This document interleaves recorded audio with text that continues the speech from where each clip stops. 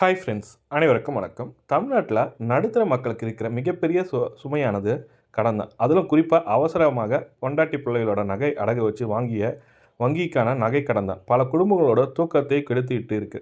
ஏற்கனவே 2021ல ஒரு முறை 5 சவரன் நகைக்கடன் தள்ளுபடி செய்யப்பட்டப்போ பல லட்சம் பேர் பயனடைஞ்சாங்க. ஆனா அதே சமயம் ஐயோ! எனக்கு வரலையே, எனக்கு தகுதி இருந்தும் என் பெயர் லிஸ்ட்ல இல்லையே அப்படின்னு புலம்புனவங்க கணக்கு அதிகம். இப்போ 2026 தேர்தல் களம் சூடு பிடிக்கப் போகுது. மீண்டும் நகைக்கடன் தள்ளுபடி வருமா? விடுபட்டவர்களுக்கு வாய்ப்பு கிடைக்குமா? புதுசா கடன் வாங்குனவங்களுக்கு தள்ளுபடி உண்டா? அப்படின்னு மக்கள் மத்தியில பெரிய எதிர்பார்ப்பு இருக்கு. இன்னைக்கு வீடியோல ரொம்ப தெளிவா, விரிவா பார்க்க போறோம். உண்மையிலே 2026ல நகைக்கடன் தள்ளுபடி வாய்ப்பு இருக்கா? அரசாங்கத்தோட எலிஜிபிலிட்டி லிஸ்ட் எப்படி தயார் செய்யப்படுகிறது? யாருக்கெல்லாம் 100% தள்ளுபடி கிடைக்கும்? யாருக்கெல்லாம் கிடைக்காது? இந்த முறை என்ன செய்யணும்? 5 சவரன் கணக்கு எப்படி பார்க்கணும்? இந்த வீடியோவை ஸ்கிப் பண்ணாம கடைசி வரைக்கும் பாருங்க. ஏன்னா இதில் சொல்கிற ஒவ்வொரு சின்ன பாயிண்ட்டும் மிஸ் பண்ணாலும் உங்களுக்கு தள்ளுபடி தொகை கிடைக்காம போக வாய்ப்பு இருக்குது. வாங்க வீடியோக்குள்ளே போகலாம். முதல்ல ஒரு விஷயத்தை நம்ம புரிஞ்சுக்கணும். தமிழ்நாட்டில் பொறுத்த வரைக்கும் தேர்தல் அறிக்கையாகுது சும்மா ஒரு பேப்பர் அல்ல, அது மக்களோட நம்பிக்கை தீர்மானிக்கிற ஒரு ஆயுதம். 2021 தேர்தலில் திமுக ஆட்சிக்கு வந்தப்போ அவங்க வச்ச முக்கிய கோரிக்கை கூட்டுறவு வங்கியில் 5 சவரன் நகைக்கடன் தள்ளுபடி செய்யப்படும் என்பது தான். சொன்னபடியே அதில் நிறைய பேருக்கு செஞ்சும் கொடுத்தாங்க. சுமார் 14 லட்சம் குடும்பங்களுக்கு இதனால் பயனடைஞ்சாங்க. ஆனால் இப்போ 2026 சட்டமன்ற தேர்தல் வருது. அதிமுக, திமுக என மும்முனை தாவேகா என மும்முனை போட்டி நிலவர இந்த சூழலில் கண்டிப்பாக விவசாய கடன் தள்ளுபடி, கல்விக் கடன் தள்ளுபடி பற்றி அறிவிப்புகள் வரலாம். அப்படியும் கூடவே நகைக்கடன் தள்ளுபடியும் வரலாம்ன்ற மாதிரி சொல்லியிருக்காங்க. அரசியல் விமர்சகர்கள் சொல்கிறாங்க, என்ன சொல்கிறாங்க, விடுபட்டவர்களுக்கு நகைக்கடன் தள்ளுபடி அல்லது புதிய தள்ளுபடி அறிவிப்பு வர வாய்ப்பு இருக்குது. இப்போ அரசாங்க தரப்பில் இருந்து என்ன சொல்லிட்டு இருக்காங்கன்னா, முறைகேடுகளை தடுக்கணும்.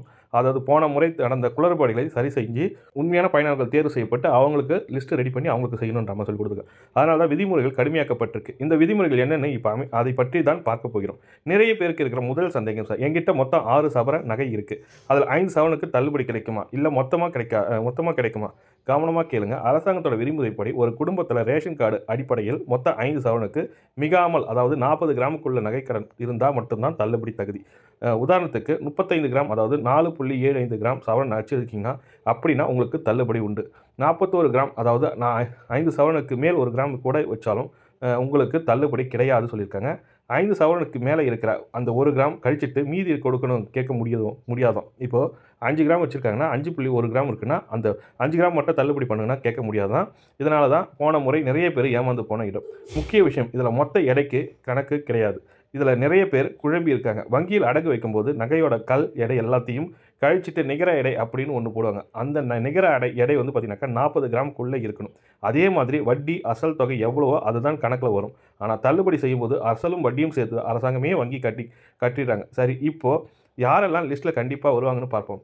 கவர்மெண்ட் வெளியிட்ட வழிகாட்டு நெறிமுறைகள் கீழ்கண்ட தகுதிகள் இருந்தால் உங்கள் பெயர் லிஸ்ட்டில் இருக்க அதிக வாய்ப்பு இருக்குது. அதாவது கூட்டுறவு வங்கி, முதல்ல புரிஞ்சுக்கோங்க, அந்த தள்ளுபடி முழுக்க கூட்டுறவு சங்கங்கள், நகர கூட்டுறவு வங்கிகள் வச்ச நகைக்கடன் மட்டும்தான் இந்த தள்ளுபடி செய்யப்படும்.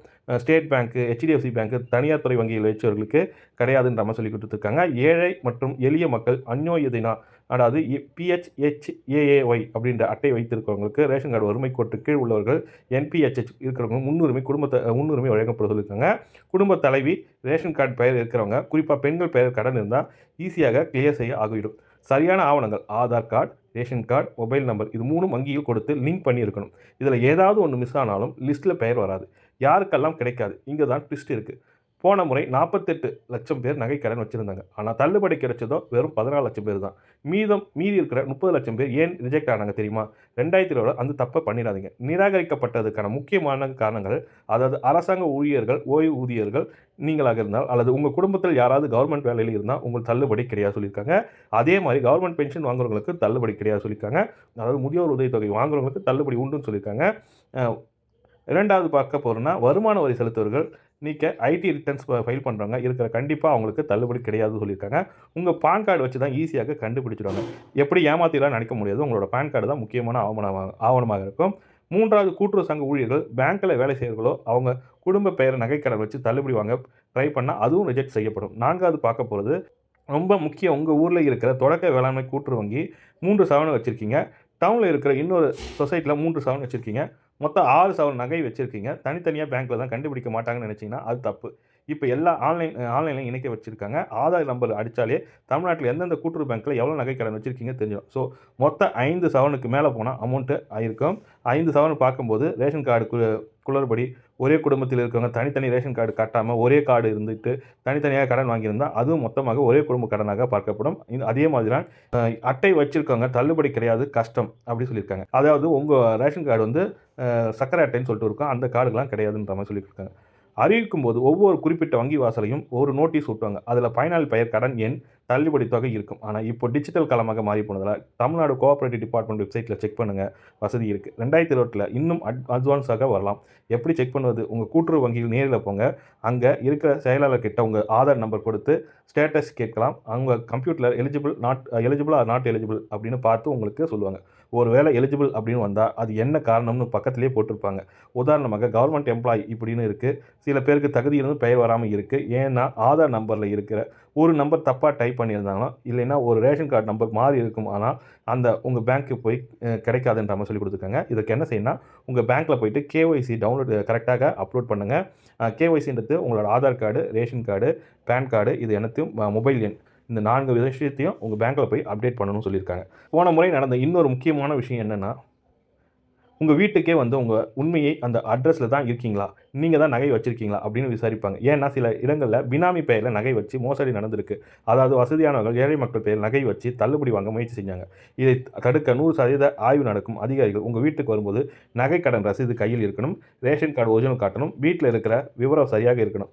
பயப்படாதீங்க, நீங்கள் நேர்மையான கடன் வாங்கியிருந்தால் எந்த ஆய்வாளர் வந்தாலும் உங்களுக்கு பிரச்சனை இல்லை. இப்போ முக்கியமான கேள்வி வரும். 2026 என்ன நடக்கும்? கூடுதல் சலுகைகள், அதாவது தேர்தல் நேரமானது ஒருவேளை 5 சவரன் அப்படின்னு இருக்கிறது வரம்பை மீறி 6 அல்லது 7 சவரன் உயர்த்த வாய்ப்பு இருக்குமானால் மக்கள் எதிர்பார்க்கிறார்களா என. ஆனால் பொருளாதார சூழ்நிலை பார்க்கும்போது அதுக்கு வாய்ப்பு குறைவுதான். 5 சவரன் உறுதியாக இருக்க வாய்ப்பு இருக்குது. முழு இல்லாட்டாலும் குறைந்தபட்சம் இதுவரைக்கும் கட்டின வட்டியாவது தள்ளுபடி செய்யணும் கோரிக்கை இருக்குது. அதாவது அசல் தள்ளுபடி இல்லைனாலும் வட்டி மட்டுமாவது உங்களுக்கு தள்ளுபடி இருக்குன்ற மாதிரி சொல்லி கொடுத்துருக்காங்க.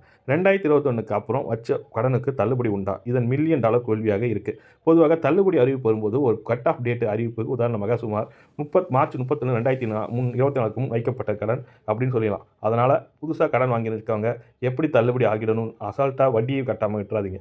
வட்டி கூடயே போகும், வட்டி கூட்டிக்கிட்டே போகும். அரசாங்கம் அறிவித்த சந்தோஷம் இல்லைன்னா வட்டி சுமை உங்களுக்கு கடைசியாக ஒரு சின்ன ப்ரெஷரை ஏற்படுத்தும். நகைக்கடன் தள்ளுபடி வரும்னு நம்பி தேவையில்லாமல் நகையை கொண்டு போய் பேங்க்கில் வைக்காதீங்க. ஏன்னா அரசாங்கம் போட போகிற கண்டிஷன் என்னன்னு யாருக்குமே தெரியாது. இப்போ உங்கள் கடனை முடிஞ்ச அளவுக்கு கொஞ்சம் கொஞ்சமாக கட்டிட்டு வருது நல்லது. ஒரு வேளை தள்ளுபடி அறிவிச்சாங்கன்னா நீங்கள் கட்டின படம் திரும்ப கிடைக்கும் வாய்ப்பு இருக்குது. அல்லது உங்கள் கணக்கு வர வைக்கும் வாய்ப்பும் இருக்குது. இப்போ நீங்கள் செய்ய வேண்டியது உங்களோட Aadhaar card, mobile number, PAN card இது நினைக்கிறோன்னு சொல்லியிருக்காங்க. கூட்டுறவு வங்கிகள் வங்கி கணக்கு செயல்பட இருக்கணும் பாருங்கள். இதெல்லாம் எல்லாமே செயல்பாட்டில் இருக்கான்னு பாருங்கள். வேறு பேங்க்கில் நகை வச்சுருந்தா முடிஞ்ச அளவுக்கு மீட்டு ஒரே பேங்க்கில் லிஸ்ட்டுக்குள்ளே வைக்க பாருங்கள். உங்களுக்கு நகைக்கடன் சம்மந்தமாக வேறு ஏதேனும் சந்தேகம் இருந்தால் இந்த மாதிரி கேள்விகளை கமெண்ட்டில் போடுங்க. இந்த தகவல் உங்களுக்கு உபயோகமாக இருந்தாக்கா மறக்காமல் லைக் பண்ணுங்கள், சேனலை சப்ஸ்கிரைப் பண்ணுங்கள், உங்கள் நண்பர்களுக்கும் மறக்காமல் இந்த வீடியோவை ஷேர் பண்ணுங்கள். நம்ம சேனல் இது போல் அடுத்தடுத்த முக்கியமான விஷயங்களை வீடியோவாக பதிவு செய்யப்படும். இதை பற்றி தெரிந்து கொள்ள கமெண்ட்டில் கேளுங்க. நன்றி, வணக்கம்.